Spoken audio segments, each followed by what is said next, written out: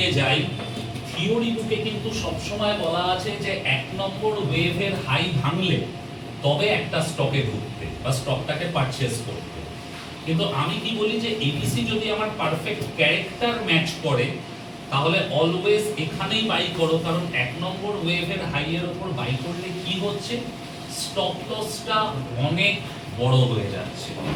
কিছু কিছু সিচুয়েশনে রিটেল ট্রেডারদের পক্ষে এত বড় স্টপ লস নেওয়াটাও খুব ডিফিকাল্ট ব্যাপার, পরিষ্কার কথা। এবার কথা হচ্ছে যে থার্ড ওয়েভকে আমরা সবচেয়ে গুরুত্ব দিই কেন? কারণ সেকেন্ড ওয়েভ একটা স্টকে পারফেক্ট এন্ট্রি দেয়, third wave without tension perfect profit দেয়। যেমন যখন আমরা জিআরএসির 800 থেকে 1800 টাকার র্যালি দেখেছিলাম, থার্ড ওয়েভ চলছিল।